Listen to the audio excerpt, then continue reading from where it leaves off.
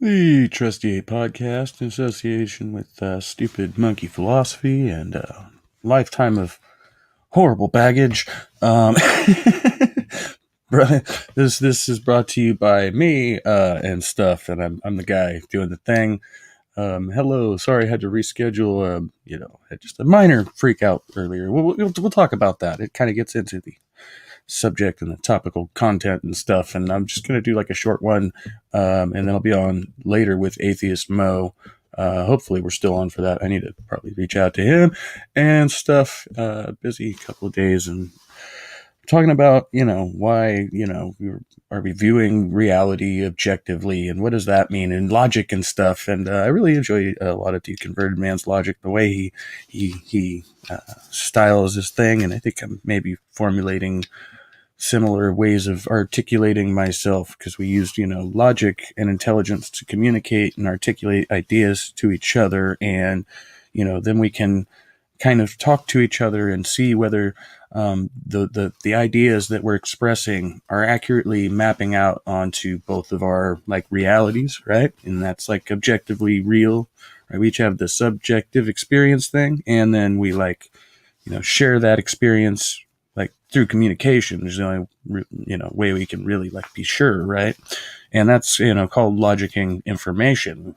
I don't think I made up logicking, but I've probably heard it elsewhere before. And so it's important in my life and the things I'm doing. And okay, Mo may not stream tonight. All right, that'd be fine. We can reschedule if you need to, buddy. I know how shit goes. So, my job, what I'm doing, requires a certain amount of logic and intelligence on my part. And there's certain types of ways of looking at things. And I think I'm starting to identify, where some of my problems are coming from. And I haven't even gone to therapy yet. That'll happen tomorrow. But this morning, over the last couple of days, I've had to like reassess a lot of different things and the nature of the way I got where I am and why things are the way they are. And what does it all mean, man? No, logically, can I make sense of this? And I think I can point to specific areas of my life where I lacked in logic, and people who were close to me, around me, who are reasonably logicking things, like when you're kind of surrounded by people who are acting outside of the realm of sanity and reality and logic, they might be, stupid. They might be crazy. They may have problems. Let's say that. Let's say, being around stupid and crazy. I'm using very broad generalizations. I don't mean to call people names and stuff like that. But, I had to ask myself, are you stupid? Are you crazy? And then like, why you have to ask yourself that? And then you have to ask other people to like, let you know that you're not. And that's a good thing to do sometimes if you're, questioning that. And then people can affirm for you, no, you're not stupid and you're not crazy, and we can all laugh about it. And I might cry a little and stuff. And I'm glad I have people in real life that I can still do that with, and love differentiating. Like, you people on the internet aren't real people in real life, and I think that's part of the problem with illogic and people subscribing into absurd things. And I want to believe as many true and real logical things as possible, because I can say that when I believe true, real, logical things, I have better quality of life. I have better quality in my relationships. I feel better. I am happier, and my well-being goes up. And when I start to believe, things that are illogical or fall into illogical and irrational behaviors, well, then my quality of life goes down. It's not as good. And I start doing things that are not only not beneficial for me, they're not beneficial for other people. They're just not beneficial in general, right? Like, and the sooner I, can like, say, hey, I'm not crazy, I'm not stupid, and I can articulate that, right? But then I have to also be able to behave in a way that maps out onto reality and comports with the real world and is logical to other people, right? I can tell you why I did a certain thing, reacted to another thing, and you can be like, whoa, dude, like you shouldn't have done that, or I think you did a great job, and then you need that too, like you have all the so I spent a lot of time not talking to people and really avoiding social situations and conversations like this because it hurt my brain a lot, and I had conflicting information coming in, and so I feel like growing up there was there were not a lot of good examples for me of people who were acting logically, and so I just kind of had to rely on works of fiction and stuff for the people who were closest to me. There wasn't like a solid foundation for like the way people ought to act, because I saw a lot of people behaving in ways that people ought not to act, and nobody was able to reasonably articulate to me logically why this was happening. You just throw around terms like they're stupid, they're crazy, and they're fucked up. Yeah, we're all a little fucked up, but some people are a lot more fucked up than others, and some people are beyond reason, and that's part of my job. Is trying. So I'm able to discriminate, and that's something that we need to do a whole nother video about, when discrimination is a good thing, because we discriminate between things using logical reasoning and intelligence, right? Like I know that a thing is rational and it comports with my reality. Like this thing this person told me, if I ask them, a real question in real life, I'm like, hey, what time is it? And they tell me something like half past a cow's ass and quarter to his balls. I can deduce, because I've heard that phrase before, and I know that he's making it, we're pointing to an absurdity, and then I might think it's funny subjectively, and I might laugh at it, or I might have no idea what he's talking about and say, that's a crazy person, give me an absurd answer to the question I just asked them, unless I'm able to like logic out, and then I have to discriminate whether or not this person's being serious, all the social cues. And yeah, I know it sounds all big and complicated and whoa, buddy, but really we can just break it down to simple, it's really simple reasoning, that more people are able to have better quality of lives when they're logical than when they're not logical. And to be, the opposite of logical is illogical. If you behave illogically, it may be that it affects other people, not just in such a way that you could do something dangerous because you're not logicking, that either, but also because you're going to cause more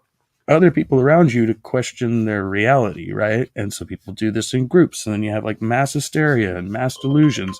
And this kind of takes place, I think, maybe in some ways on the familial, interpersonal level in some situations, when people aren't talking about logic and thinking about logic and just talking to themselves in their head, and not, because they're afraid. And this can like stretch into the realm of like people who don't trust medical professionals, right?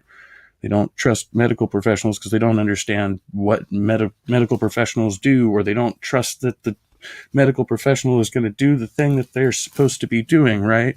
And you'd say, yeah, there are unskillful medical professionals, and then there are skillful ones, and there's reasons they developed that skill, but it was all using the same logic and intelligence that we, the whole thing's founded on, right? And there's two prerequisites for, I don't know, sanity, rationality, having any kind of conversation that makes any sense in any real objective world and shared reality. And so, I can focus on certain things that help me make more logical and rational decisions, and where I can help people who are having a hard time discriminating what's really going on. And that's, a good objective. And, there's other aspects to that, but I think this really kind of lays out why not only just fascinated by the conversations and trying to find better ways to converse with people and articulate myself and express ideas that, and thinking deeper about things like morality and ethics and shared environment. And it actually helps me behave in a way that's got to comport with that. And that's just another aspect of accountability. and it's improving my life, and I think it can improve yours. If you're having troubles and struggles, maybe you got to go to the meeting and God grant me the serenity, and maybe if you need to believe in a magical man in the sky in some mystical esoteric sense or whatever, if that's what you really need to behave logically, okay. Religion smuggles in a lot of bad shit, and we can logic about that and dialogue and all that good shit, but if you do and say things that aren't logical and I call you out on it, we can, that's a good thing. This is the way people are supposed to behave. Now, there are ways, as I said earlier, logically of dealing with these situations, and you have to be able to discriminate. And that was a problem. A lot of people, I think, now have a kind of an overexposure to information and underexposure to situations, like real situations. Like I can watch a lot of police chase videos, and having never been in a car chase myself, it's all kind of, but, when you actually talk about and think about all the different dynamics of that, that's one skill. And then to actually be skillful enough to be able to assess threats and risks around you, and be, you have to train in that skill. You have to learn certain logical principles where you exercise that skill effectively, right? To the best of your ability, because we're all humans, right? But you're developing a skill, which in turn is only going to make you more skillful at being logical. Otherwise, people are going to call you stupid or crazy, and maybe send you somewhere where there's somebody else who can help you, because enough of society is tired of your bullshit. And maybe I've walked that line myself, and but all I could do is try to keep developing those skills and be more intelligent, and I think it will make me a better, I think I'm already a pretty decent person. I've just made a lot of mistakes and, got dealt a shitty hand sometimes, and I'm not going to sit here and whine about it. So, cool. That's a logical place to leave it off, I think. Congratulations, Mo. I'm really proud of you, buddy. I'm not fully sober, but I'm a lot more sober than I have been. And, when we're sober, we can look at other people who who are behaving badly and say, look at that guy. And then the shoe goes on the other foot sometimes. And you either learn from your mistakes by using logic and reasoning and get better, or you don't, because you're not capable of using logic and reasoning for some reason. Just want to help other people be more logical and more reasonable, and, just tell everybody to be well and be kind and stay trusty and try not to be a drunk asshole. And I'll try to do the same. All right. Let me know, Mo, if you feel like it or not. I just need to go probably have a bite to eat, and then I'll be ready like whenever you are, if you want to. So, all right. See y'all later.